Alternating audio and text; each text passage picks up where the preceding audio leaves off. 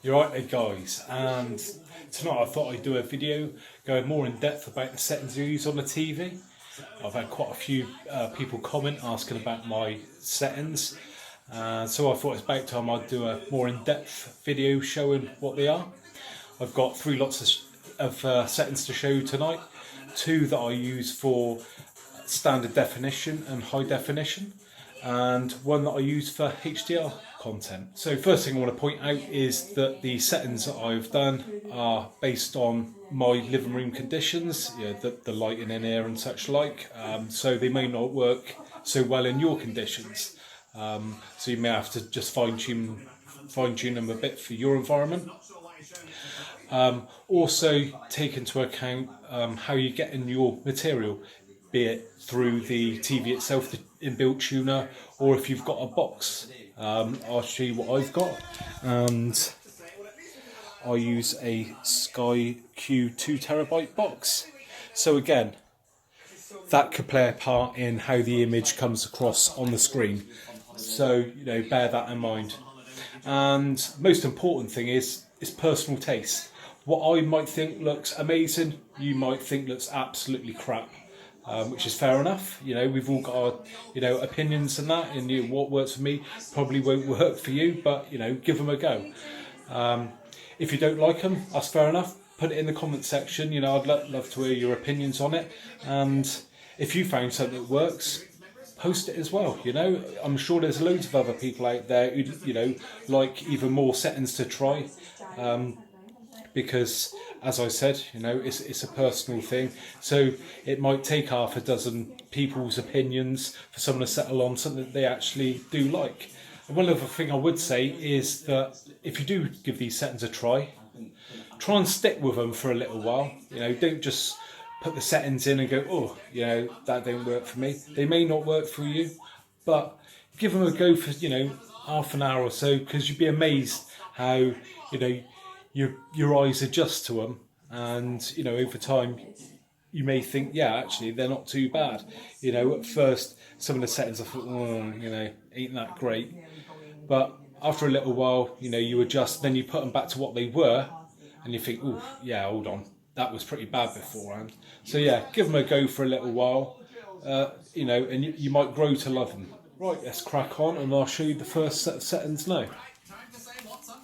Right, so let's bring up the main menu, and we're going to start with my standard sort of settings that I use for, generally this will be in a darker environment normally.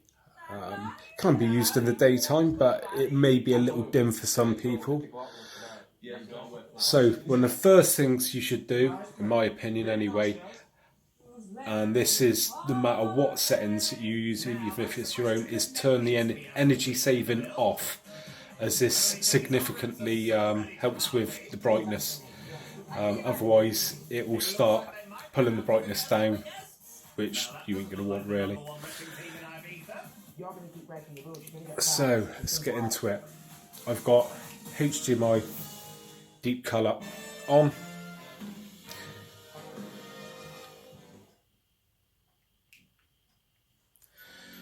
Right, here we go. So, first one, OLED light 88, contrast 90, brightness 49, sharpness 40, colour 53, tint 0, colour temperature C20, and then we're going to go into advanced controls. I have dynamic contrast low, dynamic colour low. I've not touched that at all. Wide, colour gamut is wide, super resolution is high, and gamma to high 1. Coming back out of that, we will now go down to picture options. And we have noise reduction, low, MPEG low, black level low, and then off on that, and true motion is clear.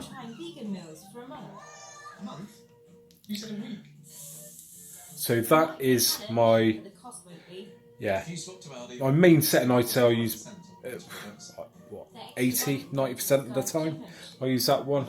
You know, most of me viewing is done in the evening when it's a darker environment. So that's the first one, and let's move on to the second one. Right, moving on to the second here, and this I use for when I want a bit brighter, so maybe in daylight conditions, or just want a brighter image. So I have chosen HDR effect, OLED light 100, contrast 100, brightness 50, sharpness 40, colour 50, tint 0, colour temperature 0, advanced controls, dynamic colour high, haven't touched that, colour gamut wide, super resolution high. Coming back out and to picture options, noise reduction low, MPEG reduction low,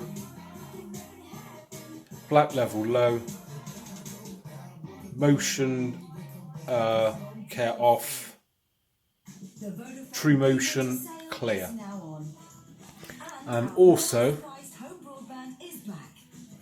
where is it? Get it up again. The effect on the HDR I've set to strong. So that's that one, and we'll now move on to my final one, which is my HDR settings. Okay, and finally onto the HDR settings. So you're on standard, and we have OLED light 100, contrast 100, brightness 50, sharpness 40, colour 56, tint 0, colour temperature 20. Advanced controls, we have dynamic contrast is high, dynamic tone mapping on, dynamic colour medium, that I have not touched, colour gamut wide, and super resolution to high. Coming back out,